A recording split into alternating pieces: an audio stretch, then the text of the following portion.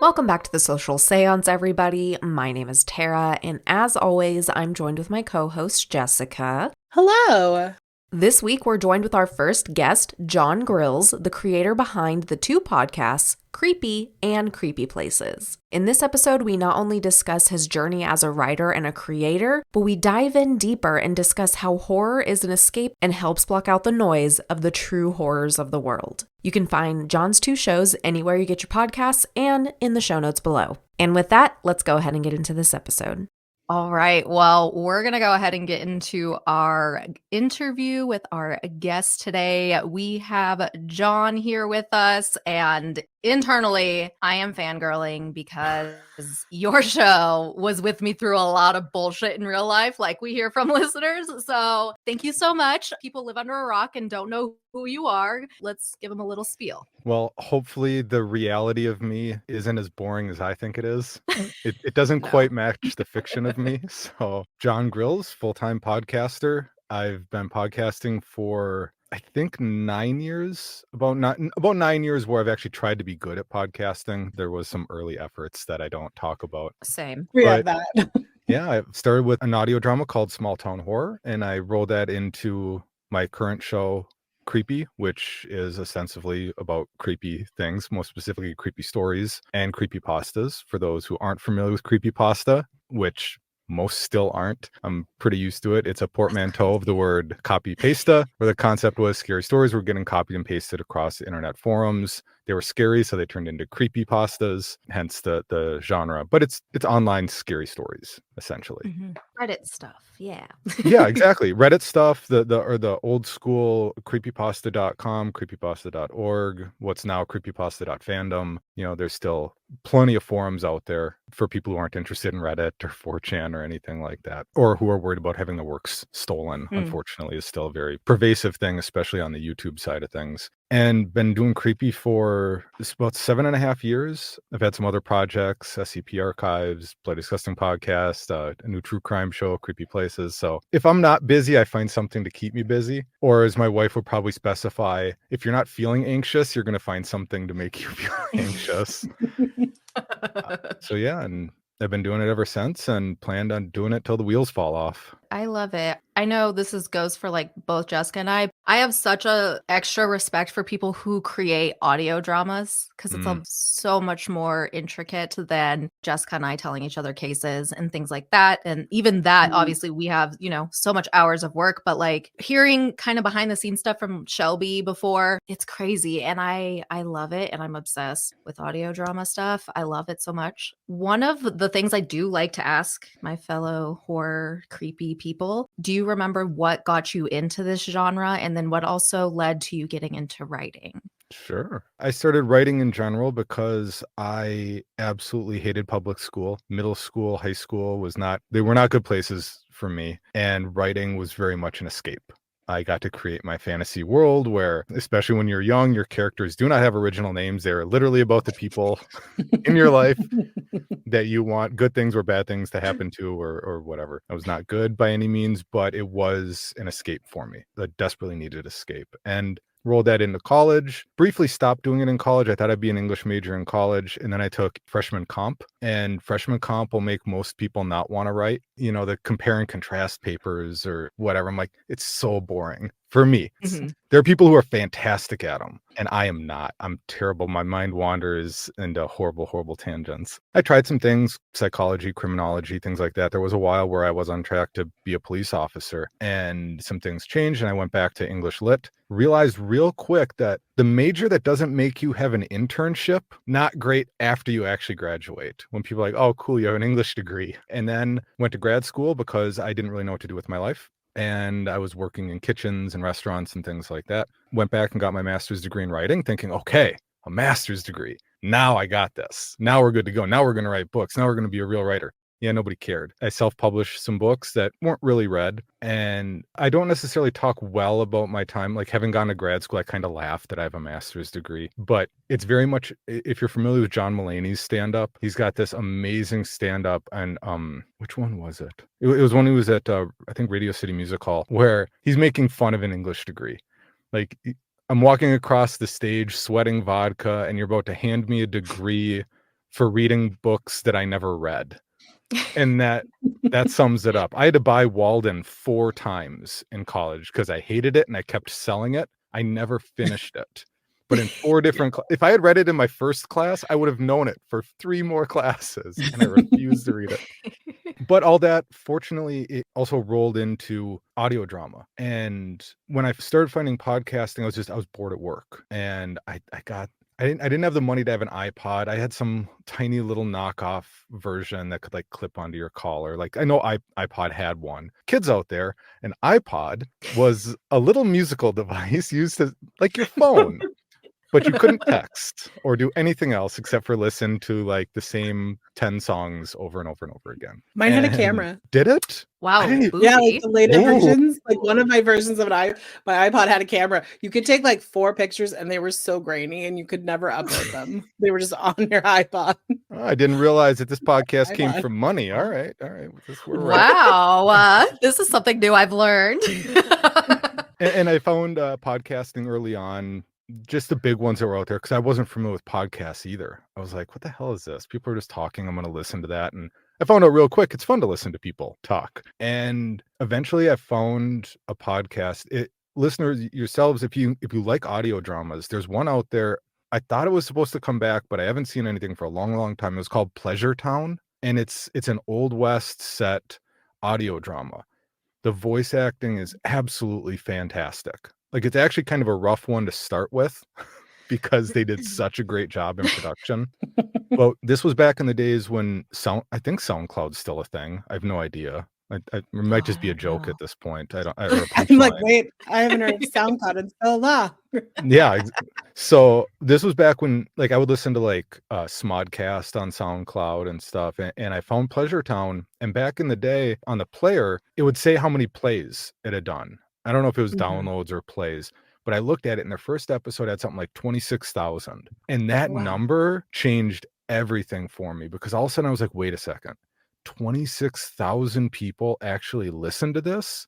When I was like happy if there had been 100 people who had ever read my book, even when I gave it away for free. I was like, that's crazy. So it really kind of sparked this thing in my head. Like, is that something I can do? Can I make a podcast? Like, it doesn't seem like it because it's just celebrities doing this. And even Pleasure Town had like a recording studio and stuff like that. So I kind of fell down a rabbit hole. Like I found that.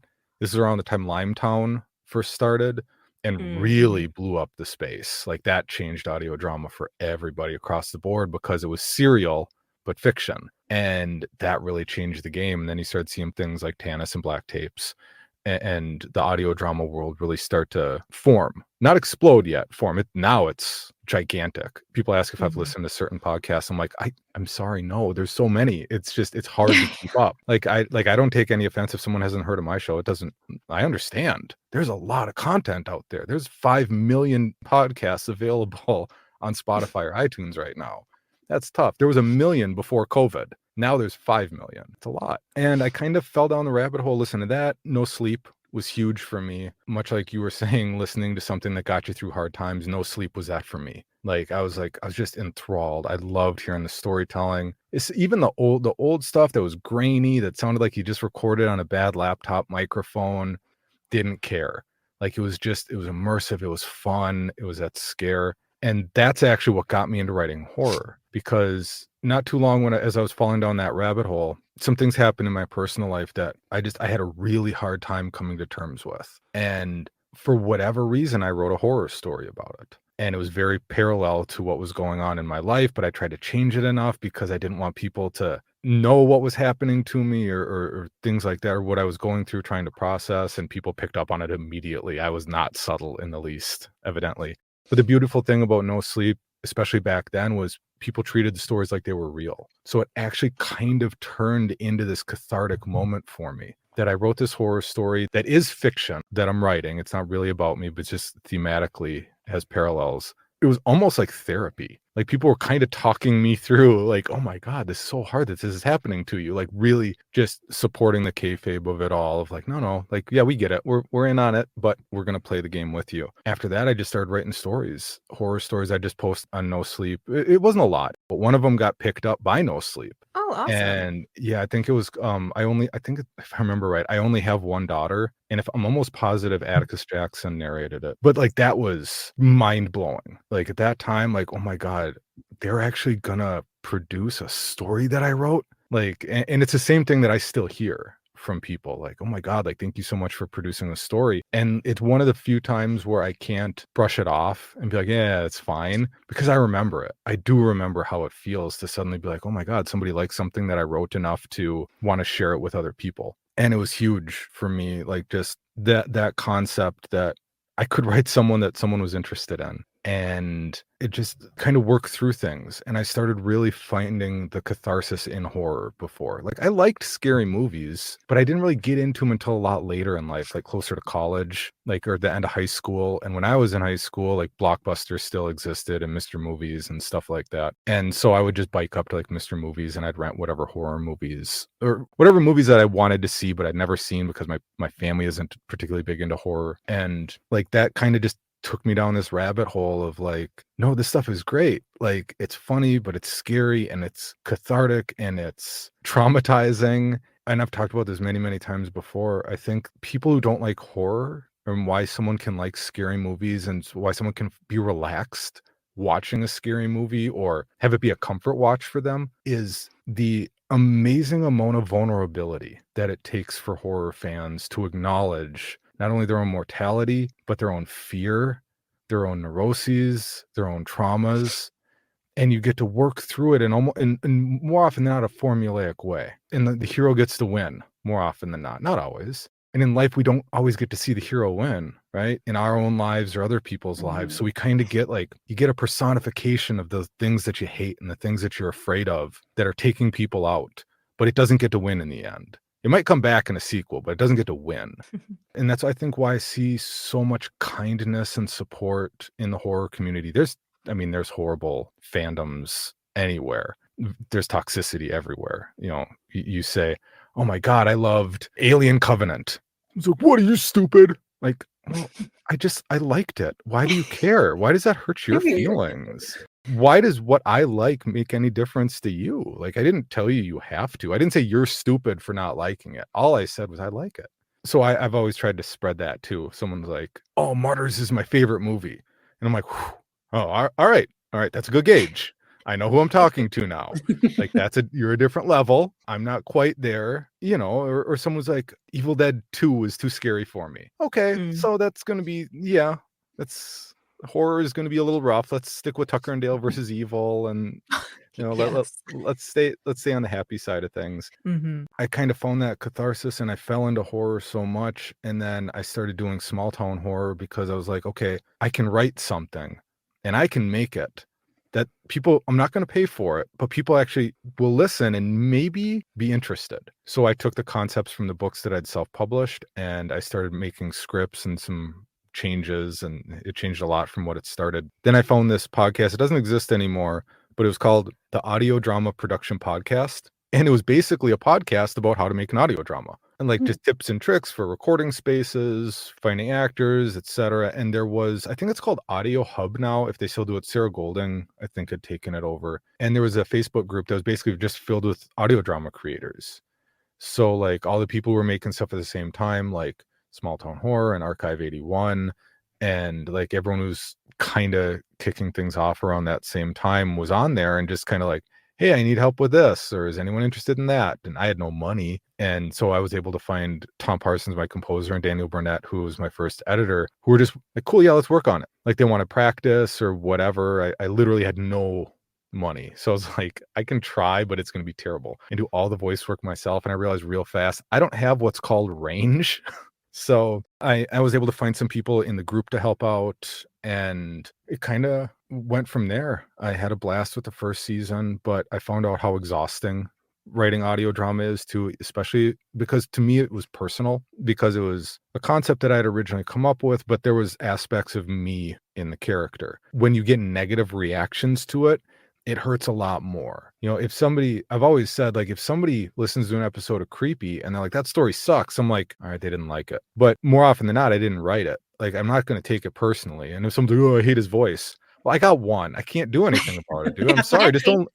Just don't listen. It's okay. It's free. You just don't have to listen. And you don't, and the fact that you're taking time out of your day to leave a comment about that, like, man, not for nothing, but hobbies can really help like mental state. And if your hobby's leaving bad reviews, I'm sorry. Find I'll a give you new one. hug. Yeah.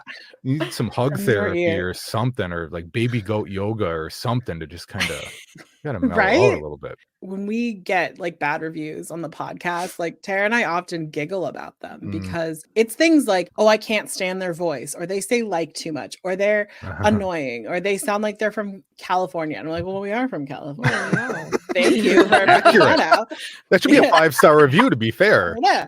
It's like people are like, is he Canadian? No, Minnesotan. Well, you say bag, stupid. Well, you know what? How do you say bagel? Drop the EL and what do you get? Bag, not bag. It's bag.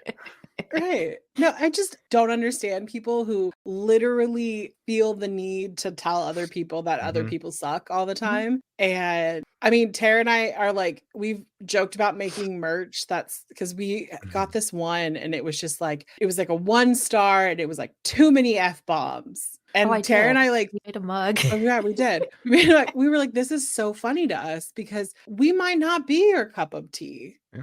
There are other podcasts out there who don't cuss and they're like us, but they just don't cuss. Go listen to them. Someone else is going to laugh hysterically when I go on a rant and say fuck 12 times. They're going to think it's great. So there's a podcast out there. I don't know when the last time they made an episode, but it's called the Scottish Podcast. Very, very funny. It was the guys who originally did the audio drama production podcast, and they would do patron rewards. They would make magnets with their bad reviews. So it'd be like 1-star review and then print the review, and they'd make magnets and give it to their patrons because they're like, yeah, okay. And I love this idea so much. Stealing. Go for it. I notice it a lot on the internet, and I try and, for what I can, speak out against it. But there's certain things people say on the internet that drive me nuts. Not just the horrible things that people say on the internet, but when they say things like unpopular opinion, but, and then they'll trash something. I hate this. Like, okay, well, so here's my issue with that is you're trying to not sound like a jerk while being a jerk. Like, I acknowledge that this isn't popular, but I want to tell you how much I hate this thing. And I'm doing so to get people to agree so more people can talk about how much they hate that thing. Stop doing that. You do not have to go online and share what you hate. You just don't. Right.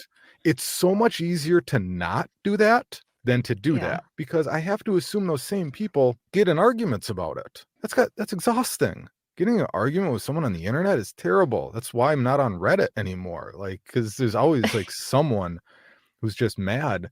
So like, it's like, just share what you love. And I've said this for a long time. Nothing good in my life has ever happened from me hating something, ever. But lots of amazing things have happened in my life by not only me loving things, but trying to share them with other people. And all of a sudden, like that creator reaches out and I'm like, oh my God, like, I just wanted to like let you know, like, I love that movie, but then they like write back and get opportunities to do other things. And you're not looking for that. And I think for me, sometimes I also do it when I'm feeling really low myself. Like when I'm in a really bad place, my instinct is to try and tell other people what is going on great in theirs, because I don't want them to feel how I feel. So it's kind of like, and maybe it's my own attempt to try and dig myself out of it too. Like, no, think of happy things. Right. But it very quickly turns into like, all of a sudden I DM, like the creators of like Deadstream or something, being like, I love your movie so much. I've watched it so many times or whatever. And it can do nothing but positive things. If you don't get just don't do it expecting a response. Like, because, if I DM David Desmalchin or Kate Siegel or Mike Flanagan or something, they don't get back. Well, yeah, of course you're not going to get back at. Like, but I hope at some point they see the message and they're like, oh, that was a nice thing to read today. So yeah, some people, they just get so toxic about that stuff and it's so silly, which is largely why I don't read reviews, because it just is. I have other people who will. They're like, do you want to hear about the reviews? I'm like, no. Or one-star review that I read, or one negative email that I get to the inbox or something. Oh my God, it hurts. Like, you dwell, It especially could if spiral. yeah, it's Mhm. terrible. Like, I'm sure that there's some psychological term for it or something. Stuff like that. I'm like, no, I like doing what I'm doing. And sometimes feedback is critical. If they're like, oh, the volume was off on this, we couldn't hear the dialogue over the Mhm. audio because of the conversion or something like that. That's helpful. That's helpful. Right. But otherwise, it's tantamount to going on Amazon and seeing a 1-star review that the product got 1 star because it was delivered late. Like, that's not Right. that doesn't Mhm. that doesn't mean anything. You're mad at delivery, not the product. Why would you give the product 1 star? That doesn't make sense. But people Right. largely don't. No, I completely get it. There are times like Tara and I would get like an actual thought out negative review, like where someone has put Mhm. some like weight behind it, and it'll knock you, and you're like, Yeah. oh my God.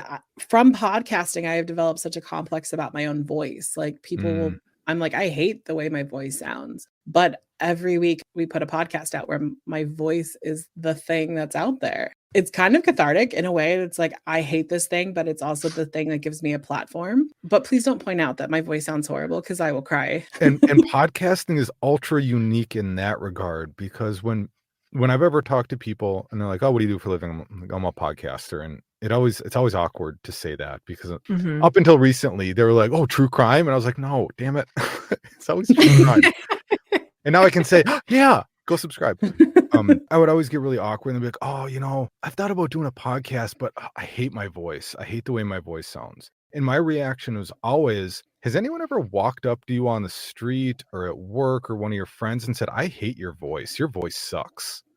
No, they don't, because it's your voice. It's what they've heard their Right. entire lives. It's just not what you've heard. Podcasting, however, gives people a whole lot of entitlement to tell you what's wrong with your voice. Yes. Mhm. It's like, okay, but again, it's free. I didn't charge you for it. Like, you don't have to. It's okay. But if you really want to just twist the knife on me, I mean, we can really start digging into some high school traumas if you want to make fun of me for that stuff too. But yeah, I think, and unfortunately, a lot of times just people who aren't feeling good in their own lives. Mhm. And it's the same advice I give my kids if someone's being a jerk at school or something. I'm like, they're unhappy. That's why they're doing that. They are trying to pass that on to you so they feel better. Very Right. hard advice to take. Very, very hard. Oh, advice for to take. sure. But sure. it's the truth. And sometimes I just want to be like, you would never say this stuff to me in person. Not because of like my size or being a man or looking intimidating or anything like that. Just, that's not how you talk to people in real life. You don't do that because there's either no point or it doesn't even occur to you. But on the Right. internet, unfortunately, it's a dumping ground for, especially if people spend too much time on Twitter, all of a sudden it's going to get Oof. real, real dark. I miss cat videos, and I don't think they love cat exist on videos. Twitter anymore. I don't think so. Not on I feel Twitter. like- Instagram No. Reels. It's where the cat videos are now. Oh, yeah, I see My that. Instagram is almost all puppies and cooking, love it. and then like a couple of rotating ones. Like, my daughter will come up to me like, can we watch Instagram tonight? Because she knows that my reels are like all like puppies and like Like little feel puppies good falling stuff. on the just to make me feel good. Like, once my algorithm starts to look a little bit dark, I'm like, nope, let's go look out some Staffordshire puppies or something. Mine currently is like a lot of those like farms. Like, I'm so happy that people who have like these like farms out in America are like sharing their animals with people. Oh, And I'm like invested in like a cow, and like the guy I'm who like, eats with his "Wait, cow. oh my God." And there's also this like this lady it's a huge farm. She has like all these animals, but she had this blue roan cow named Bonnie, and it was super pregnant. Like, it was huge. And I was so invested. I'm like, when is this cow going to have its calf? Like, I need to see this happen. And then she was like, I'm going on vacation. Of course, the cow had her baby while she was on vacation. But I was like, man, I realized like I was so anxious. Like, when is this happening? But it's also such a great anxious. Like, I'm so excited to see something positive, because for a while there, Tara knows this, my algorithm was like just diddy shit. It was like spiraling. Yeah. And I was like, I need out of this. I need a cow. I need a puppy. I need something. Oh, I mean, it's tough. Yeah, when you're in a true crime space, like, it's not like there's happy true crime. It's just sometimes there's funny true crime. Like we've done episodes True. where it's been like, there's the Great Maple Heist in Canada, which is like one of my favorites. I love that one. Yeah. There were the people who's tried to steal the wine on Thanksgiving. Granted, that could have been very tragic and ended stupid people. Yeah. They tried to blow up a building. Jeez. Like a storage unit to like basically hide that they stole something, but they didn't actually set anything to trigger the explosion. It was just filled up with gas. Oh, jeez. And so the worker came in and smelled that, the scent they put in the gas and then like closed everything down. So that was great. But there's like funny things like that. But like there are definitely like true crime stories where you're like, I need a mental break. Yeah, I've been lucky. The writer that we have for Creepy Places, my true crime podcast, go subscribe now, is he's been really good about picking topics that, there's no Dahmer and Bundy and Gacy, the heavy hitters or whatever you want to call them. It's more based on like the places and like the potential haunting aspect after the fact. So it's like the true crime and then the repercussions. But fortunately, even the bad stuff, like I think it's out now. Like Taliesin, Frank Lloyd Wright's home in Wisconsin, and there were kids who were killed. Fortunately, there wasn't a lot of dwelling on there, although there was an axe effect that I'm like, let's not do an axe effect for the kids. Like, let's move on because it hurts my daddy heart for stuff like that. Like even reading fictitious kids stories is tough for me. I'm like, it was different before I had kids, and now I'm like, I didn't think it would hit me, but I'm like, oh, these are like, there's a story on No Sleep called Autopilot that I've listened to 1.5 times because I can't listen all the way through the second time. I was like, oh no, too much, too close to home. Yeah. Some cases like when we do child cases, and there was a while because we were doing cases that people like recommended to us, and it felt like every single one was a child case.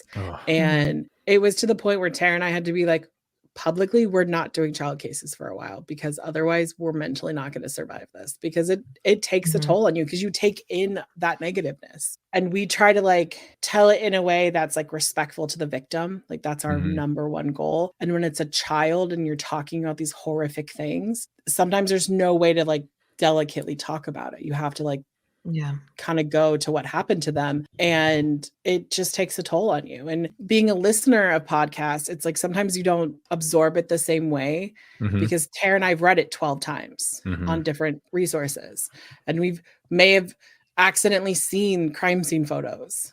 So it's a lot, and then I have to edit it. So then I'm done. Like another the great thing time about me is I dump it out, and I'm like, we talked about this with some guests we had on Three Spook Girls podcast, where it's like we call it the podcast dump. Like you say the information and then you just like wipe your brain. So then it's great, but then Tara has to re-listen to it. And we had an editor for a while who would be like, this one got me, guys. Like, there was a couple we had to do because he was just like, I can't. When it's like, we know, we get it. I listen to I don't listen to a lot of true crime for those reasons. I like fiction more often than not. When people ask what my podcast is, or before I had the newer one, I'm like, I just read scary stories, and they're like, I can't do horror. Like, okay, that's fine. Not everyone can. Like, I usually listen to true crime, and I'm like, what? Wait, you can't handle Slender Man, but you can handle the Watertown murders? Like, what? Like, you can handle like you can handle weird dark web stuff, or which I also understand more often than not it's women, and I understand that true crime is heavily slanted towards women, our female audiences. And I saw some study, and you two probably know a lot better than I do.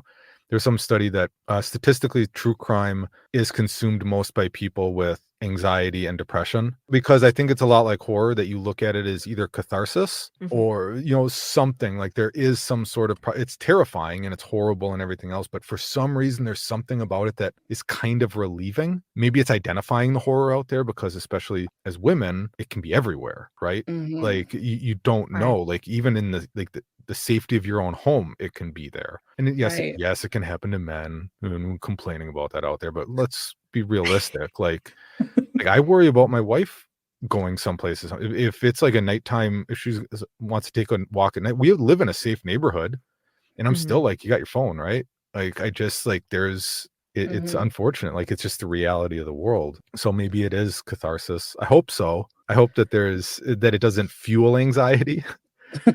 but it might Or if it Sometimes. does, they stop watching. Yeah. My therapist had a really good take on this because we talk about like me doing the podcast stuff and like she'll check in and be like, is there a case that's causing you any kind of like issues? Shout out to Carla. I have an amazing therapist. She said that like horror and true crime is the trauma we can control. And so there is a way of like kind of working through either things that have happened to you or feeling out of control. Because like as a woman, like you go outside it, like I live in Sacramento and sometimes it's not a safe place to be alone by yourself. I will Uber 2 blocks because I'd rather pay the $7 than get mugged. And I know that people are like, oh, it's not that bad. It can be that bad. And I would rather not fuck around and find out. I'd rather just be safe. And I mean, Tara's constantly like, tell me when you're going. Like my Uber and Lyft are automatically set to text her when I get in a car. That's good. And even that, we're taking this in a weird dark place that has nothing to do with my shows, but sorry, it's okay. I more often than not, I figure out a way to pick my wife up or drop my wife off places because she's had some really sketchy Uber drivers where all of a sudden she's alone in a car because her friends got dropped off and then there's just a weird comment and then he's going to be driving you back to your home. Like, yes, I'm there, but now it's also like, yeah, and he knows where you live. And it's like, just stuff like that. It's like Uber drivers out there, just don't talk to single women in the car. Just drive. If they start a conversation, cool. But especially at night, don't. Like, come on. Like, don't just stop it. I always have them drop me off at the gate and not at my apartment. And I refuse to let them drop me off at my apartment. I'll be like, no, I'm getting out of here. They're like, no, I'll take you. And I'm like, no, here, because I live in an apartment with like 150 plus apartments. Okay. Have fun finding me. Yeah. Oh, by the way, SoundCloud does exist. I Googled it. I was waiting for a boss to tell y'all. So but it does. And the main reason I thought of that is I watched Smile 2 last night and they referenced SoundCloud.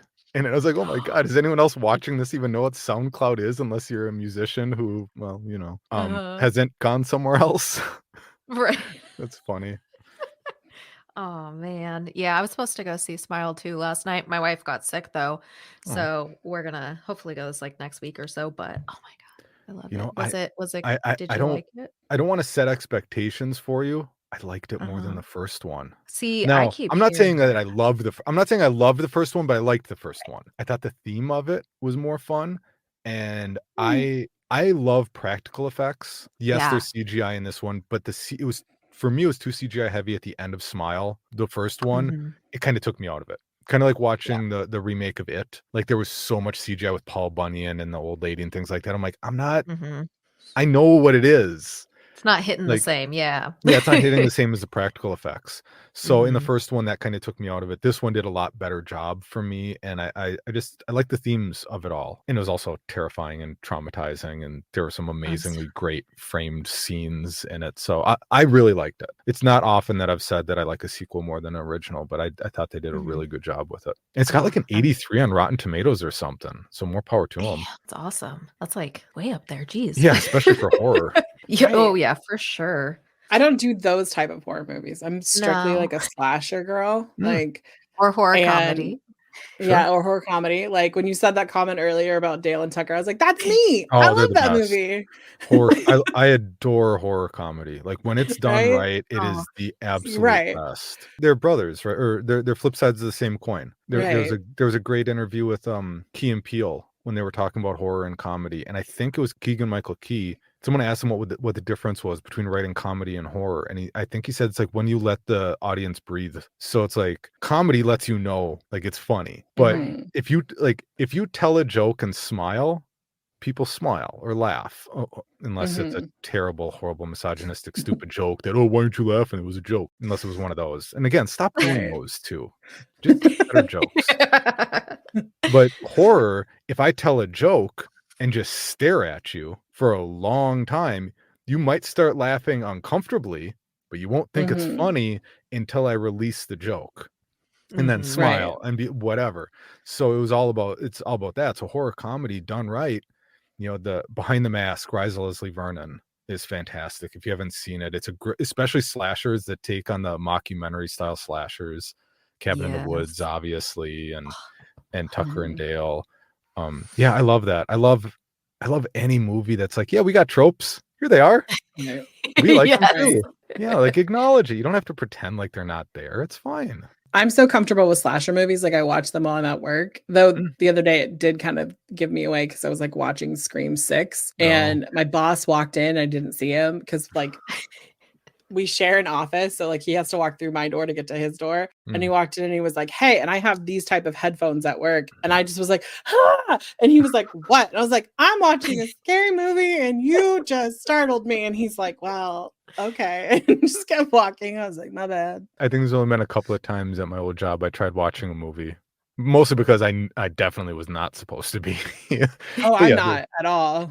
That was actually how I first saw Hell House LLC. I was like on a lunch break and I just randomly started watching it. And then I think I just like went to the break room for like an hour and just watched the rest on my phone, then went home to watch it again. I love it so much. Oh my gosh. I have to like when I write stuff for work, because I have severe ADHD. Tara knows this. Like I like lose track of myself. I have like a light up keyboard that like every time I hit the keys, it lights. And so it distracts my brain. But if I really need to concentrate, I have to have something that's like more than a book, more than music. And movies do that because there's like the visual stimulation too. And people are like, you work so well this way. And I'm like, I know, I don't know how to explain it, but it's so looked down on in corporate. Like people are like, you can't really be watching like movies on your phone. That's not really work time. I'm like, but my boss is in there watching football or soccer or whatever sport is on right now.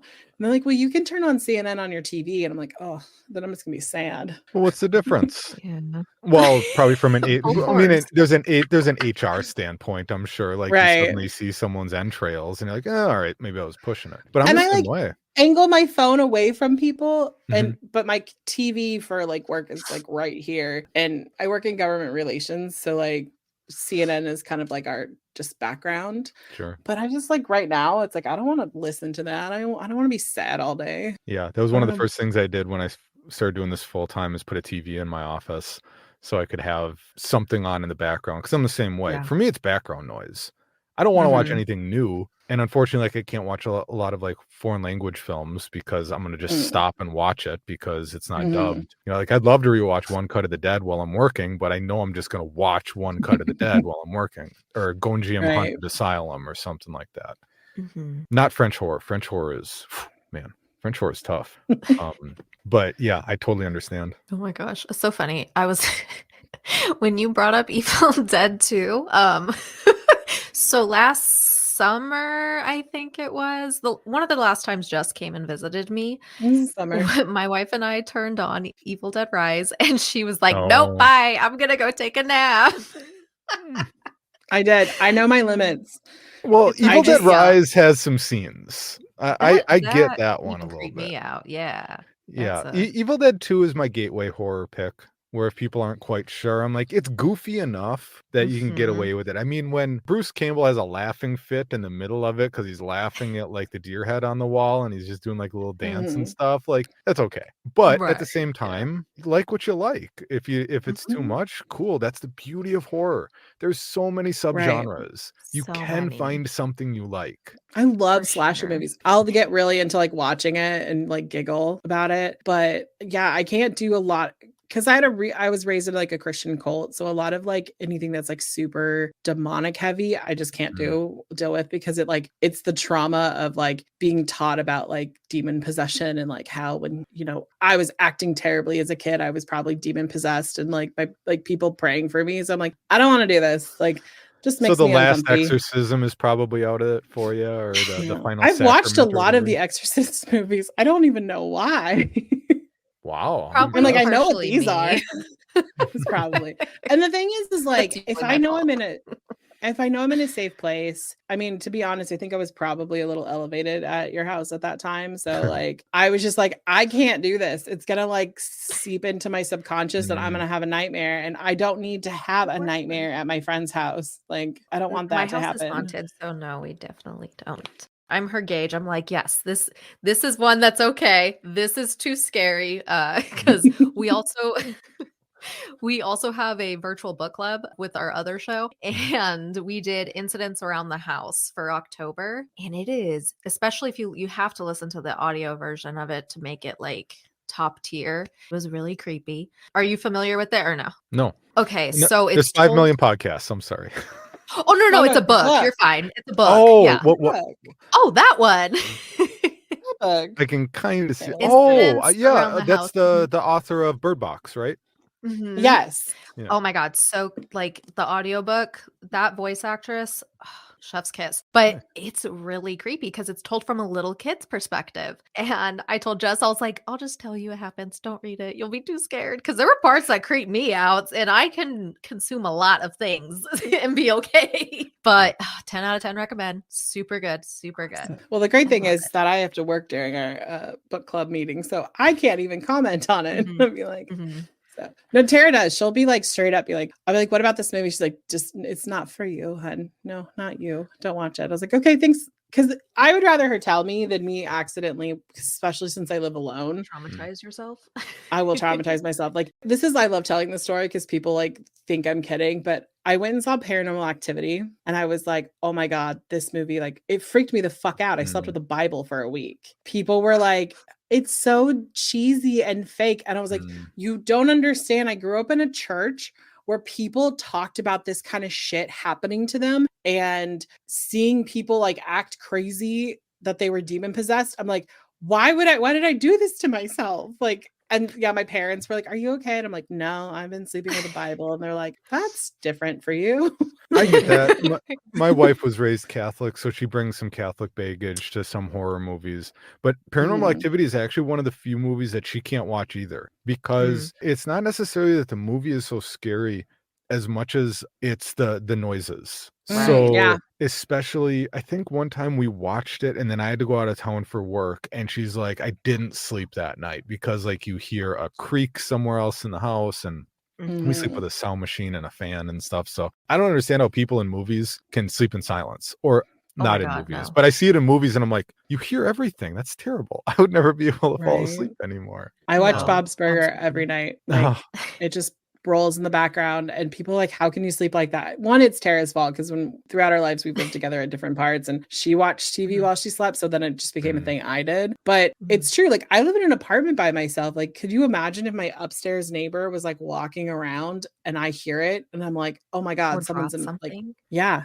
I'm like, no. You just hear that thump, thump, thump. Though my cat Hades knocked a wine glass off the counter the other night, and I thought someone was breaking into breaking in through the window because it was so loud. I like sat straight up, and I was like, "Oh my God!" And then I was so mad because it was just a glass, and I was like, I overreacted. Oh, my wife was laughing at me the other day. We were about to sit down and watch a movie or something, and I heard a weird sound. I just didn't know what it was. I wasn't really paying attention. Probably something knocking on or like an acorn bumping against the window or whatever. But I looked and I was like, the hell was that sound? Like, could it have been like the kids? And like my brain's just not processing what that sound was. But then I'm looking at the wall, and our house is very Halloween. We have so many Halloween decorations. I think we still like our main floor is filled. We still have like bins that she hasn't gotten to. She just goes to Home Goods every year, and we just get more and more and more. But one of them is kind of this. Okay, so did either of you have you watched Friends? Oh, okay. yes, big stands, you know the yes. okay, you know the creepy the creepy painting or the paintings that Phoebe has. Yeah. Okay, so it's not that bad, but it's like that. It's smaller. It's maybe like 18 inches high or so, but it's like a witch's head, like looking like out, and like a finger like extending out through the picture. So it's almost like a model more than anything, or statue as much as anything else. But it was on the wall and it was crooked. And so I'm just like 2 full minutes before my wife sits down, I'm just staring at this. And finally she walks in, she goes, "What happened?" I was like, "Did you hear that?" She's like, "What? Like the door?" I was like, "No, before that." And I'm like, "I heard something." She's like, "No, I don't think it was anything." I was like, "Has that always been crooked?" And she's like, "Yes, because of the way the screw is, it's slightly crooked." But for like 2 solid minutes, I was like, that moved. That damn thing moved. Oh. She's pointing at me. It's over. She's I had a coming. good run. Yep, I had a good run. I'm going to be turned into an ointment. I love it. Oh my God. Oh my gosh. Okay. What would you say has been your favorite horror movie that you've watched in 2024 that is either new or new to you? Oh man. I know it's a tough Oh. question. Well, You can do it's top really 3 if that's easier. well, it's tough. I'd probably have to go back because I was doing a horror podcast up until recently too, where we basically watch 2 horror movies every week. I would say I really liked Long Legs. Long Legs, Smile 2 might be up there for me now. I liked Maxine, not as much as X though. Oh, I really liked the new VHS movie, the VHS Beyond, Uh-huh. the Yeah. horror. I love the VHS series anyway because I'm a massive found footage fan. I think I'd probably say VHS Beyond is on there. It does like a science fiction bend this time, and I think my favorite one, Katie Segal or Segal, wife of Mike Flanagan. Yes. She directs one that Mike wrote, and it's really good about like an alien Ooh. abduction. Yeah, so probably Long Legs. I really want to see Nosferatu. Like I just saw a Yeah. preview before Smile 2 and that looks real good. Yeah, I'd probably say, and I'm sure I'm wrong, I'd probably go back and be like, I can't believe that I forgot that I watched Why did I not mention? whatever. Yeah, like it's Yeah. insane. How could I have not thought of that? Probably VHS and Smile 2 right now. Smile 2 might just get the recency bias though, so. That makes me so excited to see it. Oh my God. Well, to wrap us up, I have a 2-part thing for you. Right. One, and this is also another one that you're going to be like, oh God, why? If you could pick one episode from Creepy for people to listen to intro them to your show, what would you pick? And then go ahead and let our listeners know where they can find you and mention all your projects. I know So I the should first part. So I should pick one out of over 1,000. Uh-huh. Okay. Well, I always have a fondness for the classics, like the ones that I originally found: No End House, Ted the Caver, The Rake, Russian Sleep Experiment. I mean, part of me wants to preface it like, well, what do you like? Because then it's easier. Like if someone was like, if someone said Yeah. horror comedy, I'd say listen to Tales from the Gas Station. Because Jack Townsend, who writes them, I've been fortunate enough to work on a couple of audiobooks with him for it too. Hilarious. The guy is a riot. He writes so good. Like it's just the funniest stuff to me. You know, we have more true crime bends, we have more creature feature stuff like that. For me personally, I probably have to say Russian Sleep Experiment. It's short. I think the episode itself is maybe 10-12 minutes. The person who I had helping me out in those early days producing it actually got someone to do Russian too, that he did like voiceover for certain lines. But it's short, it's simple, it feels like it could have happened. It's really hard to get a classic creepypasta feel because people are trying to sound too polished now too. Like it's like prose, like it's like you're trying to read a novel. It's like everyone wants to talk about the cacophony of sound, the smile with too many teeth, or you know, there's certain tropes that I run across all the time. But Russian Sleep, I like it because it's one of those where you're like, that could have happened. The governments have done messed up enough stuff where, yeah, that works. And it's got a creepy enough bend to what happens in it that, yeah, it works. That or Candle Cove.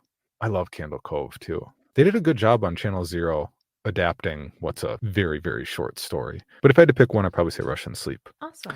You know what? The reason why I was like, I'm going to be a little shithead and ask that question because we get asked that. And then I'm like, and I know Justice too, it's like, I forget everything we recorded ever in the history of our show.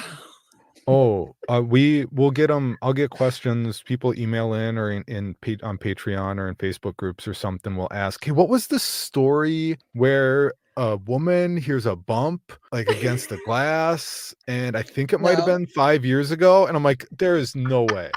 Like, I appreciate you, but there is no way.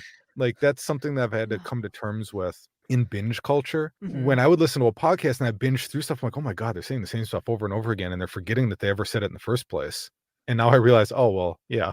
It's because we do. Because we do. Because we exist. Forgot. Yeah, we're existing 7 days apart, not Right. 5 seconds apart. Like, Yeah, it's so exactly. different. No, True. I totally understand. It's like, wait, I did that story? Yes. There have been times, Oh, that there was just actually one. one time I started recording a story I'd already done, and I totally forgot until halfway through. I was like, this sounds really familiar.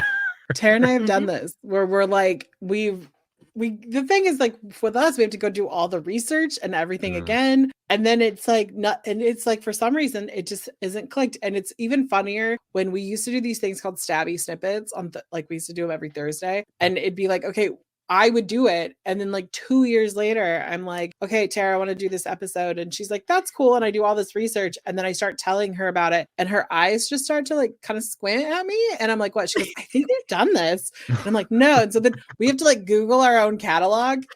Mhm. And we're like, oh shit. And we're like, well, now what are we going to record? Because it's all I Oh, prepared. the number of times that I've had to scroll through Patreon and like just try to do like a keyword search to find certain stuff, Yeah. or like, or someone's not a patron and their story ends up there and they want to, and they're like, hey, have you run my story yet? I'm like, I don't know. Maybe. Yes, probably. I don't know. I'll go through and try and find it. But like off the top of my head, it's impossible. I mean, you know, we've got between Patreon and the live feed, we've got over probably 2,300 episodes, and then probably close to 3,000 stories. It's like, that's, I'll do my best. If I remember, I'm kind of proud of myself at this point. Right, exactly. Oh my gosh. I know one of my goals for the go ahead. podcast is to like literally go through our catalog and like make an Excel sheet so that we can actually like very easily just kind of like search it. Yeah. I've had my some of my lot. narrators have gone through that before, and it took a while. But and even then it's like, yeah, but if there's no description, the title is not necessarily going to help either.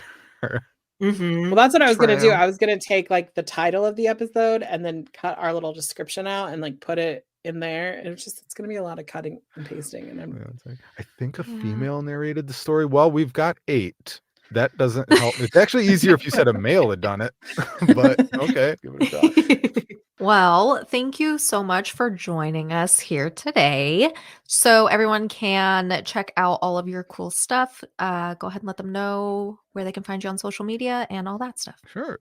Pretty much at Creepy Pod everywhere. The show is not called Creepy Pod. Don't Google Creepy Pod. It's creepy. But I have recently found that people just think the show is called Creepy Pod, much like the No Sleep Podcast. It's actually No Sleep Podcast, but everyone calls it the No Sleep Podcast as a part of the title, is what it is. Creepy wasn't available. Go figure. In 2017, creepy hashtag or creepy on Twitter and stuff was taken. But yeah, creepy on Facebook, Instagram. You can follow me on Twitter, but I'll never know because I haven't gone on there since 2020. And then anywhere you can listen, Spotify, iTunes, etc. We're in the middle of our 31 Days of Horror, so it's an episode every day in October. Big back catalog. I like to think there's something for everyone, and if you wanted to download all the episodes, that'd be awesome. I appreciate that too.